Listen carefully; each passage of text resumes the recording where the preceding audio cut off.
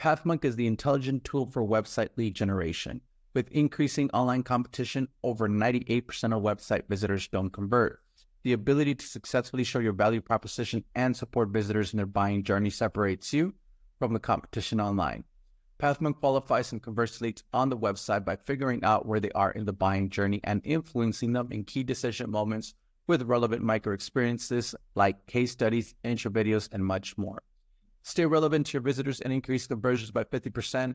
Add PathMonk to your website in seconds. Let the AI do all the work and get access to 50% more qualified leads while you keep doing marketing and sales as usual. Check us on pathmonk.com. Welcome to today's episode. Let's talk about today's guest. We have Sam Viskovich from UTTR, founder and CMO with them. How are you doing today, Sam? I'm doing good. Thanks for having me on, Ernesto. Great to be here.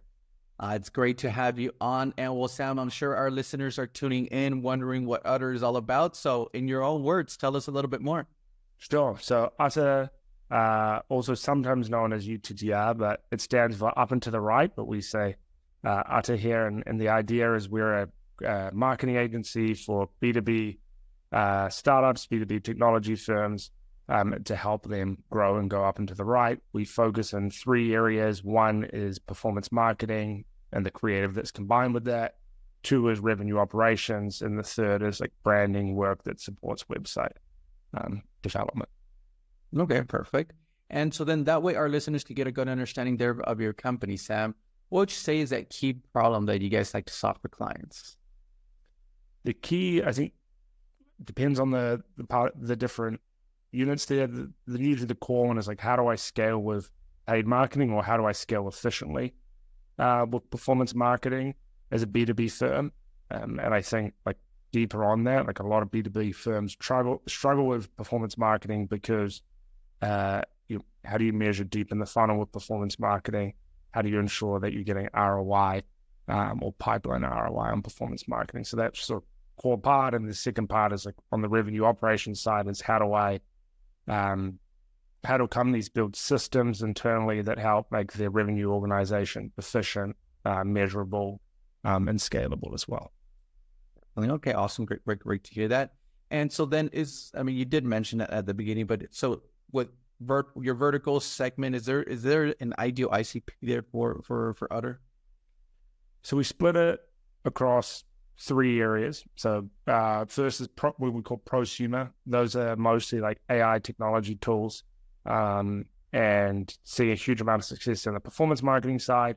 And then the second is mid-market companies, and where we tailor our strategy slightly different. And the third is enterprise, doing a more ABM type approach. And then within those vertical SaaS, some things like real estate tech, as an example, are areas that we're particularly strong in. Okay, awesome. And so what would you say then is the top client acquisition channel for you guys? How would somebody usually find out about UTTR? In terms of finding out about UTTR, it's all word of mouth referral at the moment. So clients hear about us through other clients at the moment. And then in terms of for our own clients and how we do marketing for them, it's a lot of paid social, it's a lot of paid search, and how we scale those channels. Okay, perfect. All right. And so that way our listeners who are tuned in could go ahead and visit you. They could always check you out at UTTR.com. Mm-hmm. What role does a website then play for client acquisition? It's significant for us. I mean, it helps you tell, I think, your narrative, your opinion, and that's something we've tried to do is to articulate what's our view of paid marketing within B2B. And it's the same with our clients. When we build them for our clients or we work with them, sometimes, you can do everything well externally, and it comes to the side and the conversion rate's not there. And usually that can, be the downfall of a marketing strategy, because it is your number one asset and it is what can digitally determine success overall. Okay. All right, and thank you so much for that. So then on that note, then, is there any tools or tips or methods that you would recommend to your listeners as far as on website lead generation? I think the number one thing to get right with website is the positioning and nailing the positioning up front. when you go to a website, and you often will, in tech and B2B, you're trying to figure out what is this company actually saying. And websites that convert really well are ones that are clear, that have a narrative, that help you actually understand what they do. And so to achieve that, really, you have to get people aligned early on. It's a really reflection of the strategy of a company when you see the positioning on the website. And when it's messy, it usually means the internal strategy is messy. So to me, that's the biggest, most important thing. And there's a lot of extra things on top that can help improve. But if you don't get that right, you're building on shaky foundations for your website overall and conversion rates. Definitely. Okay, perfect. Awesome. Good to hear that. So let's jump in then, switch gears a little bit, and let's talk about you as a leader there for Utter. What are some key tasks you like to focus on your day-to-day being the founder and CMO there? Most of my day-to-day is like people management. So it's helping to coach people, and tied to that, if like what are the domains we're focusing on? It's like within performance marketing, like helping to come up with like what are the right strategies for that. Within creative, like creative is probably the biggest lever we have within scaling paid campaigns. So it's helping to strategize, helping to coach around a creative approach, and then just general people management, like where do you spend your time, how do you spend it effectively, coaching people around communication. So that would be the bulk of my day-to-day. Okay. All right. Perfect. Awesome. And so in your free spare time, how do you like to stay up to date with all the trends in the marketing world as far as strategies, news, trends? Is there a preferred channel that you like to go with? I don't read a lot of like general marketing blogs. I'd say there's some people on LinkedIn that crush it, like the Winter team.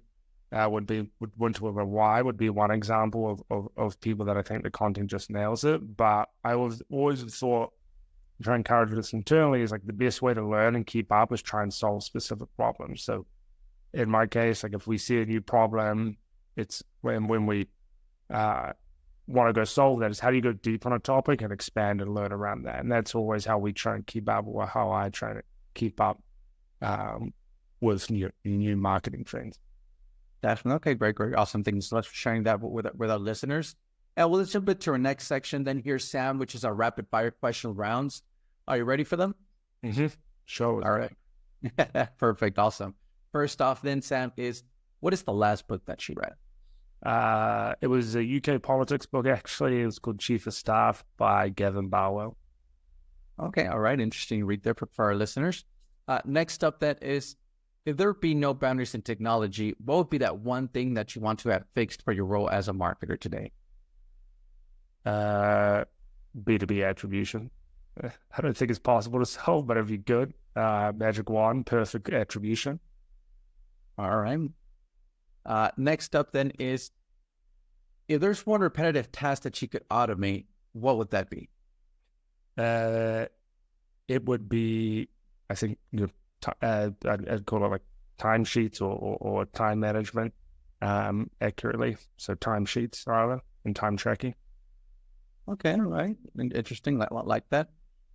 Next then is, you have a lot of experience already in the marketing world, but what would be that one piece of advice that you would give yourself if you were to restart your journey as a marketer? Definitely to learn more about brand early on. So brand equity, brand awareness, and how they interplay. As a performance marketer, I've historically looked at the numbers tell the story, but there is more about brand and the impact it has long term. So it would be on that, and probably also honing my copywriting skills. Like everything's about writing these days, and I'm not the best writer. All right, perfect, awesome, love that. Well, we are coming to the end of the show here today, Sam. But before we do end, I do want to give you the last word. Say someone forgets everything about the interview today. What is that one thing they should remember about Utter? One thing to remember about Utter. Well, I guess if you are a B2B, reasonably fast-growing and aspirational company, and you're looking to test or scale or optimize your paid marketing, or you're looking to improve your revenue operation structure, then we may be a partner that could help and give some guidance there. Well, you guys heard him. You could always check him out at UTTR.com. Utter brilliantly, build a consistent pipeline with our proven paid media strategy. Sam, thank you so much for being on with us today. For our listeners, thank you so much for tuning in. And I'm looking forward to our next episode at Pathmonk Presents. Thanks a lot, Sam. Appreciate it, Ernesto. Thanks for having me.